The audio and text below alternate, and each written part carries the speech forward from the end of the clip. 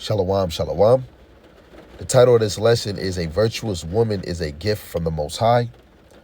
I want to give all praises, glory, and honor to the one true power, Yahweh, Ba'ashim, Yahushai, Ba'ashim, Rakakundash. And double honors to the elder apostles and the elders of Great Millstone who rule well and teach well through the Spirit. And a mighty shalom to the hopeful elect in the same spirit and in sound doctrine. Lord willing, as a whole, y'all continue with 100% truth. Shalom to the Akwath, believers in his faith and his truth. Lord willing that you continue to pursue your lot, which is being a loving and silent and virtuous wife. And Lord willing, Yahweh Shemashai has mercy on the other brothers and sisters that's not of faith.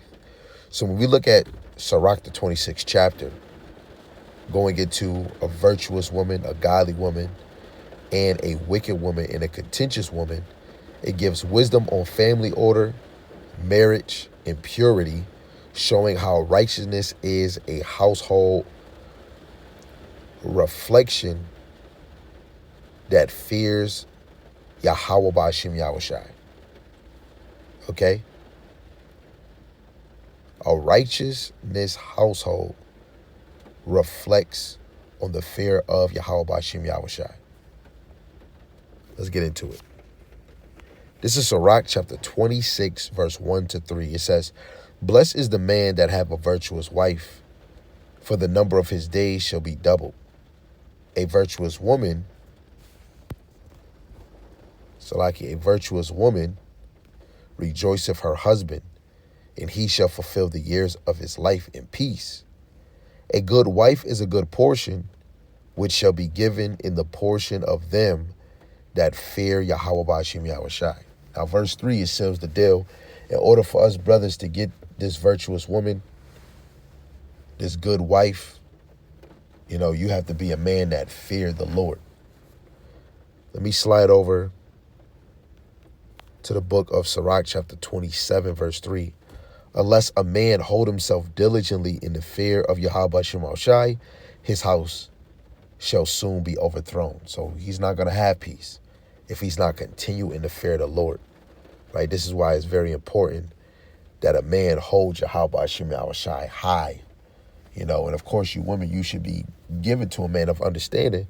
And of course, in the time that we in now, a lot of women are they're finding their own husband, their own men, which you should be capable. But in the ancient world, it was more easier because the daughter, the father, especially if they were following in the ways of the Lord, the law, statutes, commandments, and the faith, they was going to give their daughter to a man of understanding.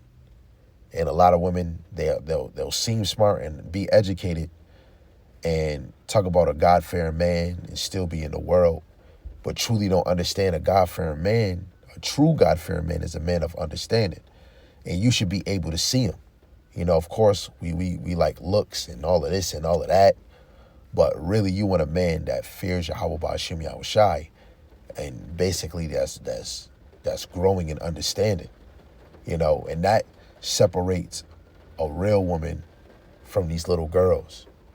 But let's keep on going. This is Proverbs, the 18th chapter, verse 22. It says, "Whoso findeth a wife findeth a good thing, and obtaineth favor of Yahweh Ba'ashim Yahushai." So this is a good thing for us, brothers. When we find a good, when we find a wife, let alone she is a good wife or a virtuous wife, we find a good thing. This is like a treasure. This is a gift, right? Because Lord willing, we get to it. A loving and silent woman is a gift. Let's go to Proverbs 31 and 10. It says, "Who can find a virtuous woman? Who? For her price is far above rubies." This is a question, right? Now, when we look at virtuous, that goes into the word righteous. Now, we know, like what Solomon said, out of 1,000 men, he's seen one. Righteous, he only seen one. Out of 1,000 women, he ain't seen not one righteous. So on this side, we're lucky to get a loving, silent woman. We're lucky to get a woman that's trying to act out being virtuous and always trying to grow, always trying to develop, always trying to upgrade herself, right? Sisters, you should be taking notes, right? Upgrade, upgrade.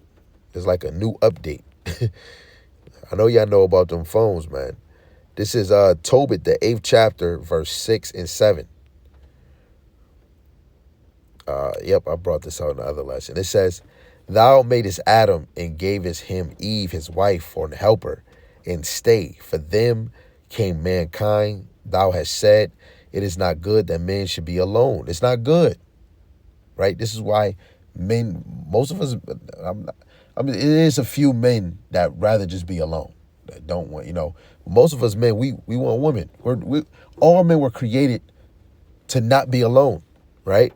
Let us make unto him an aid like unto himself, right? Because this woman is going to be a reflection on his desires, his wants. She's basically handpicked it for him, right? And now, O Yahweh, I take not this my sister for lust, but uprightly, right? Why is this saying sis? Because even Tobit called his wife Aquav, right? Yo, you got to know, if she's an Israelite, that's your sister, man, But how we take our sisters, right? We take them uprightly in righteousness or righteously. Therefore, mercifully ordained that we may become aged together.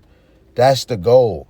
Not break up and let's get a new one. No, this is why we deal with thick and thin, till death does its part. But ain't no better marriage than a marriage that has Yahweh Shema Shai in between that marriage, right? So when we look at all these verses that we read, a virtual wife is a blessing, right? A divine gift from Yahweh. A virtuous woman is rare and precious, not found through lust or vanity, but through fear of Yahweh B'Shem Yahushai. From the beginning, the Most High designed the women to help and comfort, not bring sorrow. This is for you. This is for all you women to understand. You wasn't created to get the top best job. Or I get 6 figures. I'm traveling the seas. I'm a boss bitch. No, you were created to bring help and comfort into a man's life. Let that sit on your head real quick. Right? This is Sirach26. And we get into wisdom, knowledge, understanding from how Yahweh Shema Shai set up the house. Right? I'm going to read verse 6 and 7. It says, But a grief of heart and sorrow is a woman that is jealous over another woman. That's emulation. Galatians the 5th chapter. That won't get in the kingdom. And a scourge of the tongue which communicateth with all. An evil wife is a yoke shaken to and fro.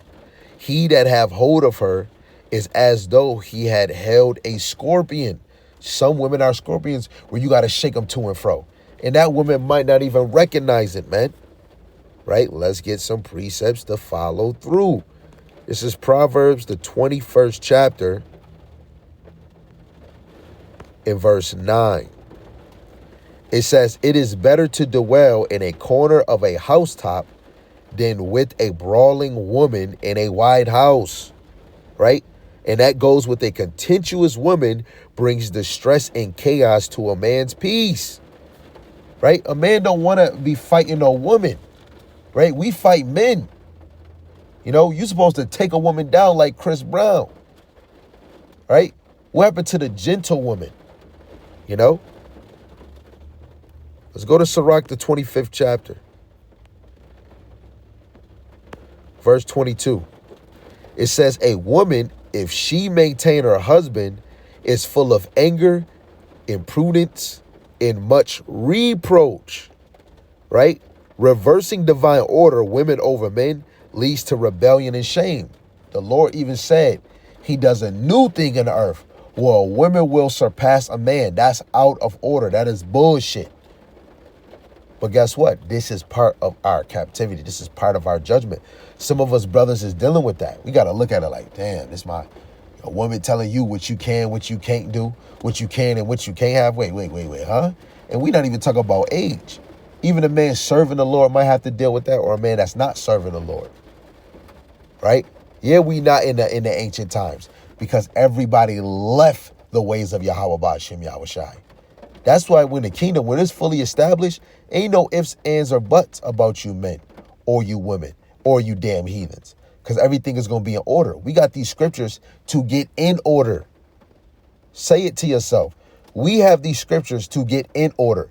You want to get your faith in order, right? You want to establish the law within your life, right? By walking holy, being set apart from this world, being set apart from nations, right? Be different, like 2 Chainz would say. Let's go back to Sirach, Salaki. Let's go to Sirach, the 26th chapter. We're going to read 13 to 15. This deals with beauty and grace versus wickedness. It says, the grace of a wife delighteth her husband, and her discretion will fatten his bones. A silent and loving woman is a gift of Yahweh Hashem Yahushai, and there is nothing so much worth as a mind well instructed. A same face, and faithful woman is a double grace. Her continent mind cannot be valued. It can't be valued. Let's get something to line up with it. 1 Peter chapter 3, verse 3 and 4. Whose adoring, let it not be that outward adoring, of plaiting the hair, which is braiding, and of wearing of gold, or of putting on of apparel, but let it be the hidden man of the heart. So it should be your mind, your inner part. That's what should be shining. And that which is not corruptible, even the ornament of a meek and quiet spirit, which is in the sight of the Most High, of great price. Right? What you look in the inside, man. Right? True beauty comes from humility and obedience to the Most High. And that's the inner you. Right? To be an Israelite is to be one inwardly. A lot of us want to be one outwardly. Yes, a woman can be modest in an outward appearance, but some of y'all that look modest in an outward appearance is a whole demon in the inside. Let your inside shine on the outside and naturally be that adoring woman on the outward appearance. Right? Let's get Proverbs, the 11th chapter, in verse 16. A gracious woman retaineth honor, and strong men retain riches. Her grace and modesty bring lasting respect. You have 2 ways to be modest, which is an apparel modest and a mental modest, which you should be trying to perfect and apply daily, both. What do greedy people say? I want both. What kind of dessert you want? Peach cobbler, or do you want cheesecake? I want both. You should want both, sister. Even more, you are a weak vessel, the weaker vessel. You should want both to allow you to be strong spiritually. Let's get Wisdom of Solomon, the 7th chapter, in verse, Salaki, I clicked the wrong one. Wisdom of Solomon, chapter 7, in verse 28. For the Most High loves none but him that dwelleth with wisdom. So the virtuous woman's wisdom makes her beloved by Yahweh, by Shem Yahushai. Right? This is wisdom for y'all sisters, man. Especially the things we going into right now. Especially if you're reading Susanna or Ruth, right? Or you're reading things that pertain to the women in the scriptures. You get wisdom. What did they do? How did they move? How did they walk? Then it's even good because we're going in even to wicked examples.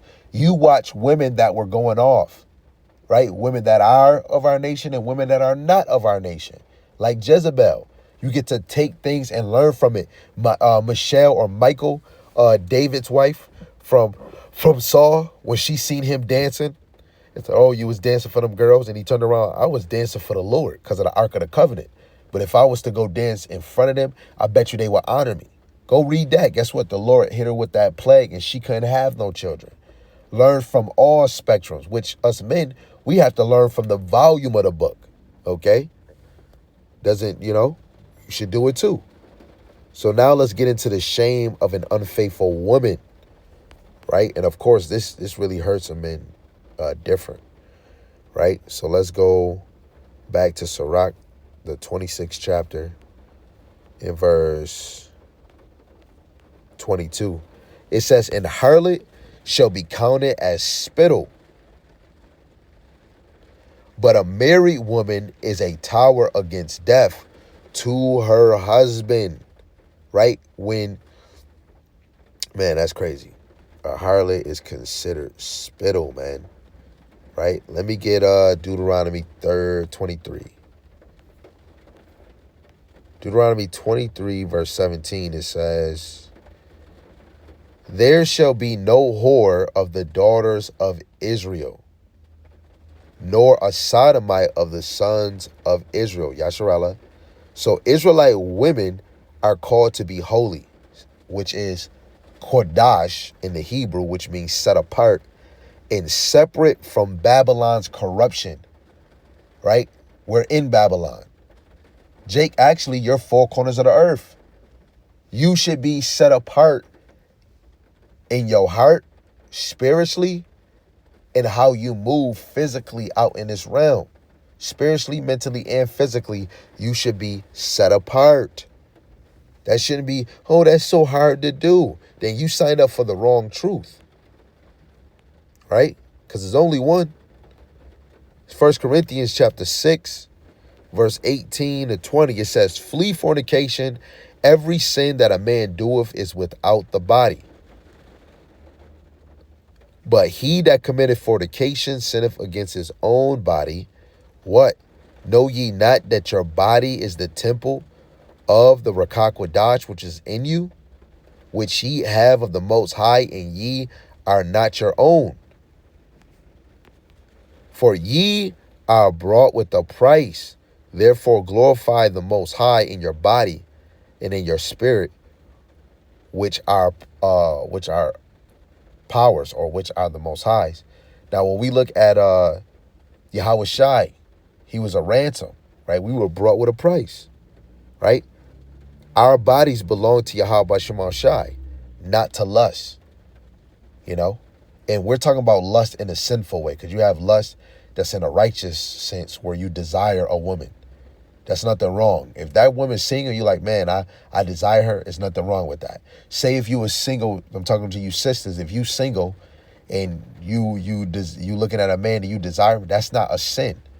If you are single, you don't got no man, we're not talking about you desire all men, because that is a harlot. That is that's a damn bucket.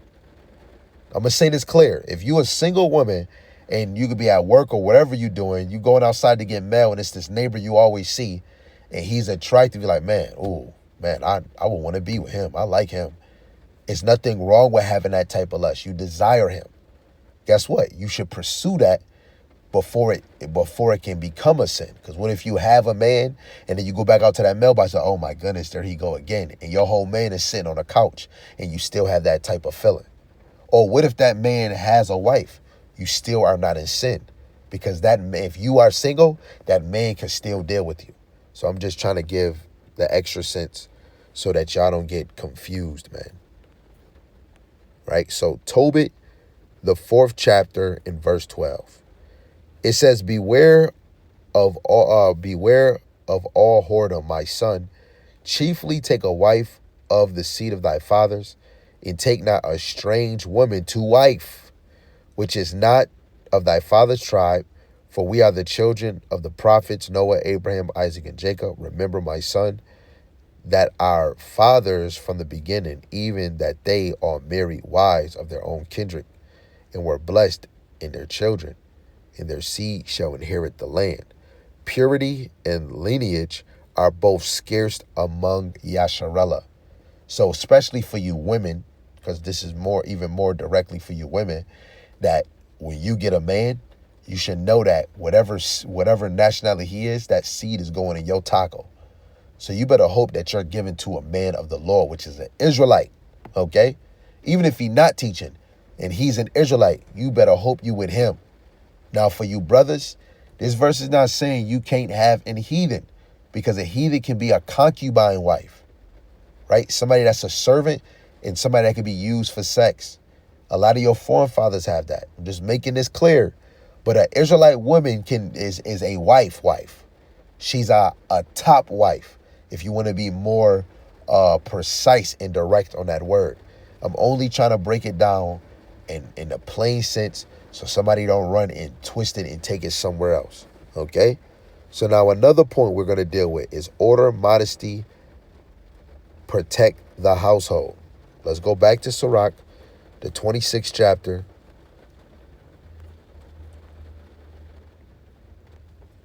Verse 16. As the sun when it riseth in the high heaven, so is the beauty of a good wife in the ordering of her house. Right? Say that last part again. So is the beauty of a good wife in the ordering of her house. The ordering. Let's get that. Since everybody want to leave the words of Yahweh Hashem Yahushai. 1 Corinthians 11:3. But I would have you know that the head of every man is a Mashiach, the head of every woman is the man, and the head of a Mashiach is the Most High.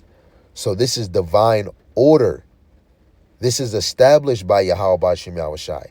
Peace and righteousness flow when it is respected. This is what fearing the Lord is, if you want to respect him. Fear means reverence, respect, or terrified. You don't want to let your father down, especially in the sense that we have when we were all children, right? And I know a lot of y'all going to sit there like, dang, that makes sense. You should be applying it, okay? This is Titus chapter 2, verse 4 and 5. That they may teach the young women to be sober, to love their husbands, to love their children, to be discreet, chaste, keepers at home, good, obedient to their own husbands, that the word of the Most High be not blasphemed. Right? So women who follow this order preserve holiness in their homes. That's why you women, if you are around young women or single women, and it comes to a chance of teaching, you should be teaching them, especially when they do get a man. You got to love your husband. You got to love your children, because if y'all doing your thing, eventually a child might come into play. You got to love your child. Now, if we start speaking about children, you got to teach that young girl how to cook, how to do this. Maybe she don't know how to wash up. It's some grown women out here that might not even know how to wash up good enough. Maybe some of the women that might have to be taught, hey, your husband might want you to smell like flowers. He might make you smell like this. It depends on who he is. Or, hey, my husband, he be wanting me to smell like frankincense, or he want me to smell like a beach or something. You want to build that woman so she's not blindsided when she get married, because a man is going to see what work you can do as a woman. How can you be a helpmeet if damn sure you can't even help your damn self, right? So again, it's always good to be discreet, right? Because whatever happens in your house, you should be taking that up with your head. Why a woman got to run to the next house? Or, oh, let me go to my brother because he the head of the camp. Guess what? You out of order. That means you going over your damn husband, right? You going over your husband. You taking away from him being a man and ruling his house and saying, hey, this is how I go. Because some of y'all are afraid of what your husband going to say. Because he going to tell you how he felt and he's going to put order, right? Because if it's not coming out of sin, it's something that he did. And guess what? How he established his household, you got to own to it. It's not like, oh, boo-hoo. The Lord set that up, right? Let's actually go to that in Genesis, the 3rd chapter. Right? We grown now. Now that we grown, we're able to seek and understand the Lord. This is Genesis 3:16. Unto the woman he said, I will greatly multiply thy sorrow and thy conception. In sorrow thou shalt bring forth children. Because in that sorrow you're going to have pain bringing forth your children. And thy desire shall be unto thy husband, and he shall rule over you. Right? Ruling over you and his desire, that been there since the beginning of time. But it had to get reinstated because what Eve has done, right? Instead of, yo, Adam, I'm about to go over here to get reinsurance. Is it okay that I go over here? She did it on her own. Now the Lord is telling us now again, right? Because now back then it was verbal. Now we got it written. So as soon as you go against this, you committed a sin. You're going against you basically, you disrespect the Lord, right? Because this is what thus saith the Lord, man, right? So you're supposed to move off the desire of that husband, and he rules over you, right? So if a man, especially if he's bringing forth these lessons, you should be paying attention. And when that Titus 2 and 4 come out, you should automatically be subjective and yield to that authority. Like, oh, dang, that do make sense. So if I do come across, some of y'all women might not be around grown single women because most of y'all women despise or dislike each other or are in competition. But a lot of you women have children. You might have a daughter, because most of us brothers is going to come across or be attracted to a woman that do have children. 1, 2, 3, 4, And if your daughter hasn't been touched, these scriptures apply, and that helps you work your lot in this ministry.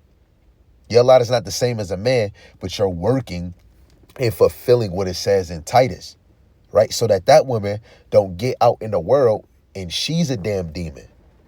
Now you allow her to get caught off guard and not prepared for the world, right?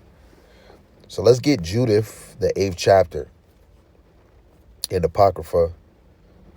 Judith chapter 8, Judith chapter 8, verse 24. It says, "Now therefore, O brethren, let us show an example to our brethren, because their hearts depend upon us in the sanctuary. In the house, in the altar, rest upon us." So like Judith, let me see, because this whole book is dealing with Judith. So like Judith, virtuous woman strengtheneth and upholdeth Israel by example, right? You see right there at the bottom, it speaks of example, right? But let's actually see. When we go to verse 1, it says, "Now at that time Judith heard thereof, which was the daughter of Mary, Salaki, the pronunciation, the son of Ox, the son of Joseph, the son of Ozel, the son of Elkiah, the son of Ananias, the son of Gideon, the son of Raphaim, and the son of Ekathol, the son of Eliu, the son of Elab, and the son of Nathaniel, the son of Samuel, the son of Salasadal, and the son of Israel," right? So now at the time Judith heard thereof. So now we understand. I just want y'all to see that this is Judith speaking. I mean, this chapter is going into Judith speaking in verse 4. "Now therefore, brethren, let us show an example to our brethren, because their hearts depend upon us in the sanctuary, and the house and the altar rest upon us." So like Judith, the virtuous woman strengtheneth and uphold Israel by example. Moreover, let us give thanks to Yahweh Shemashai, our power, which triumph us, even as he did our fathers. Remember what things he did to Abraham, and how he tried Isaac, and what happened to Jacob in Mesopotamia of Assyria, when he kept the sheep of Laban, his mother's brother, right? And you could keep on going. This is history, but that shows that she was even taught these things by her mother and father, because we go back to the law. Deuteronomy, the 6th chapter. Teach your children whenever they wake up, when they lying, and wherever they going, right? You should be teaching your children. That's another example for you women, right? That Deuteronomy. So let's get into Sirach, back to Sirach, the 26th chapter, verse 23 to 24. Salaki, why did they go? Oh my goodness. Sirach chapter 23, verse 24. It says, "A wicked woman is given as a portion to a wicked man, but a godly man is given to him that feareth Yahweh Shemashai. A dishonest woman contemneth shame, but an honest woman will reverence her husband," right? She will respect her husband, right? You don't want to be dishonest, because that bringeth shame. but you want to be an honest woman because that shows that you respect them, you know. And hey, if you give it to a wicked man, what does that tell you about yourself? Literally. This is Ecclesiastes 7:26. It says, and I find more bitter than death the woman whose heart is snares, traps, and nets, and her hands is bands. Whoso passeth the Most High shall escape from her, but the sinner shall be taken by her. Right? A righteous man avoids destruction by fearing Yahweh, and that's really directed towards you women, right? Now we could look at Adam, but that was his wife, But us now, when we come in this thing, this is why when you go to what is it? I think it is Sirach, the 36th chapter, verse 21 in the G&T. It says, a woman can marry any man, but a man choose your wife carefully. This don't mean wives help your husband choose a wife. A man supposed to choose his wife carefully. Because he's the one that's courting. He's the one that's going to be with her forever, like what we see in other scriptures. This is not about a woman. Oh, let me give my point. She's too big. Oh, let me give my point. She's too energetic. Let me give my point. She's so quiet. She ain't talk to me. No, it's the man's. The man supposed to choose his wife carefully. Like, who is you? Let's get Ephesians. Ephesians chapter 5, verse 25 to 26. Or Ephesians 5, verse 25 and 28. It says, husband, love your wives, even as Hamashiach also loved the church and gave himself for it. Right? So ought men to love their wives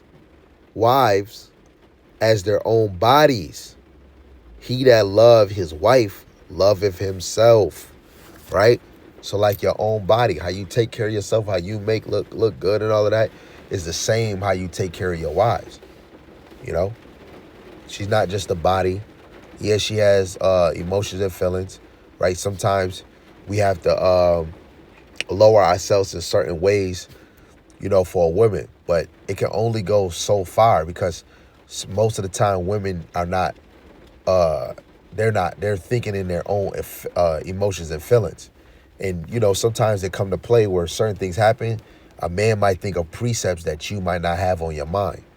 This is why when a man come into play, he's dwelling with you according to wisdom. And that's supposed to make you, let me put aside what I'm thinking in my mind and all of this. See, he about to go to the scriptures where I can't go. He's about to expound. So this might be more beneficial for me, And if a man love himself, which a man is going to dwell in these scriptures, meditate on them, he should be doing the same with you when you come through a situation. Because some brothers might not know how to deal with certain things, especially like if it comes to death and you crying the whole time. He can hug you, but then it's like he might not, oh, you don't soothe me, you don't do it. Like some of us might not know how to, because we already went through certain traumas in our life and it took some of those little things away, especially if we see some people crying. Sometimes that might make you cry. Sometimes it's like, dang, what am I going to cry for? And we're too straightforward. So sometimes a spirit might draw men to go into that word. A lot of you women need to take heed to those things because now Yahweh Shema Shai came in between, especially when a death happened. You just, oh man, I lost her. And man, what I'm supposed to do? And then the man come and be like, hey, it's better that they with the Lord than here. Because now they at peace. And Lord willing, the Most High have mercy on them. And when you look around what's going around in society, you can be like, dang, that do make sense. That should soothe you because that is a good thought to have. Right? Let alone, I don't want to be selfish for somebody that, a grandmother, she died of old age or cancer. She didn't hear this truth. That's all the Lord. Maybe she might be your descendant.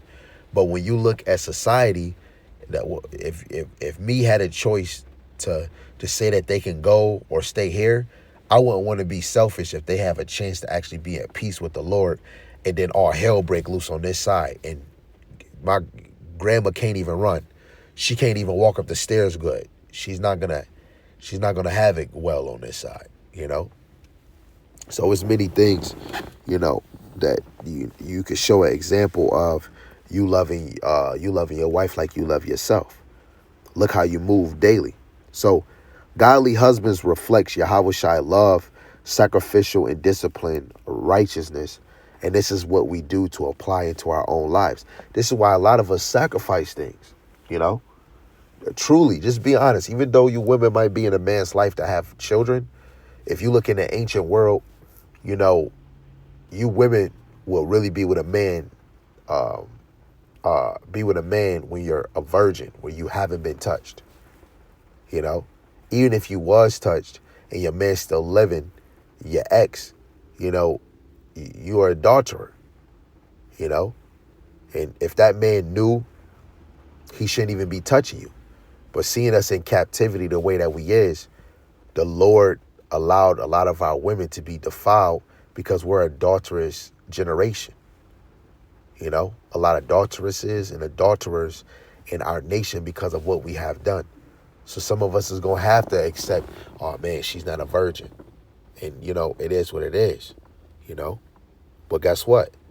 A man of the Lord is going to love you as himself, And guess what? The Lord might bless him with other things in that lifetime. But, a lot of us is going to have to deal with what we have and be glad that we got it. Because it is, especially in this time, it is some women that are loving and silent gifts that come with a package. It is what it is. What can we do? We sinned in our past life. Now let's go to this verse. Sirach, the 36th chapter. I believe I spoke on it earlier. Sirach 36, verse 24. It says, he that getteth a wife beginneth a possession, and a help like unto himself, a pillar of rest. Right? So when a man get a wife, he get a possession. So I'm about to do this because I kind of quoted it. I want to see if they'll let me, if they'll.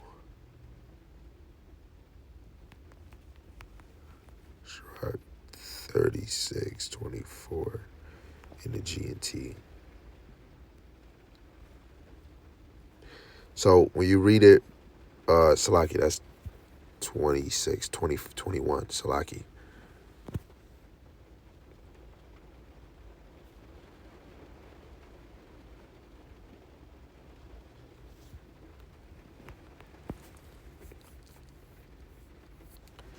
Salaki, I am so bugging.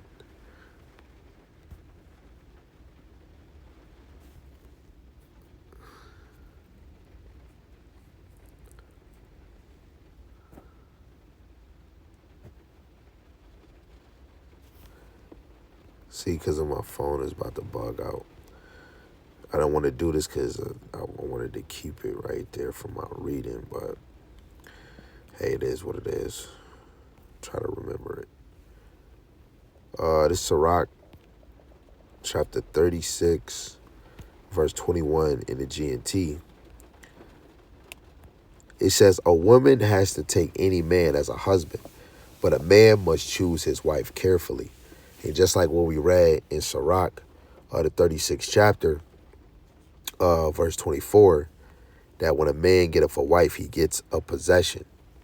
So this is even why it's very important for you men when you get in looking for pursuing a virtuous woman, that you choose carefully, especially women that aligns with your desires or your vision, and if your number one vision is to grow in understanding, walk in the name of Yahweh B'Shem Al Shai, how you run your house, guess what? That's your decision to choose, right? Because in the long run, if she's a damn wicked, if she's a thorn in your side, hey, you chose her, But at the end of the day, if you're a man of the Lord, you're going to choose wisely, let alone you calling on the Lord to help you make the right decision. And even you sisters, you gotta come in. You gotta to be with a man of the Lord. You've been talking about it all the time. I've been praying for a God-fearing man. Now you got a man that's really on it. Now you have to be the reflection, because now you getting with a man of the Lord. Now he's growing in knowledge. Now he's understanding his role, right? And a lot of this Western, you rule and all that other stuff, it goes in the toilet. We're bringing back the order of Yahweh Shem Shai, not the order of man, the order of Yahweh Shem Shai. We see in the scriptures, the man is the head. And even though we are the head, we still are in this alignment where we supposed to love you like we love ourselves. We supposed to love you like we love the church, how Yahweh Shai laid itself down, right? A man got to be willing to lay his life down for you, right? Let alone a man has to be willing to dwell with you according to knowledge, right? So I think it's another verse I want to just read real quick if I can get it. I don't know if we brought it out. Did we bring it out? We probably did. But I'm going to read verse 25 again. It says, a shameless woman shall be counted as a dog. In the GNT, it says bitch. But she that is shamefaced will fear Yahweh Ba'ashem Yahushai. A woman that honoreth her husband shall be judged wise of all. But she that dishonoreth him in her pride shall be counted ungodly of all. And you got to think through the spirit what might happen. Some women might think they all high and mighty right now, but the Lord will switch your role and make you the last wife when you were probably the first wife he actually dealt with. You know, you gotta really come in this thing and little yourself, right? So when we understand through what we read in Sirach, the 26th chapter, right, that the fear of Yahweh Shem Shai is the foundation for a righteous marriage. A righteous woman is a gift, bringing peace, joy to her husband and household. Did you hear that? Right? She's a gift, and she brings peace and joy to her husband and the household. To the household. So whatever brothers got going on, the Lord willing, you getting a gift, you getting peace, and you getting joy, brother. And I'm speaking whatever any brother got, you know. So a wicked woman brings confusion, shame, and destruction. Guess what? That left-hand spirit is gonna come out. It's going, hey, if you not consumed with Yahweh Shem Shai, like the lesson I did, the prophets are possessed by Yahweh Shem Shai. Even you sisters of the faith, you are too. But guess what? You are the weaker vessel, and the left-hand side will get hold of you even more because even your man is a target, right? It says, both men and women are called to walk in wisdom, purity, and order according to the Most High's commandments. We are. Ephesians chapter 5, verse 33. Nevertheless, let every one of you in particular so love his wife even as himself.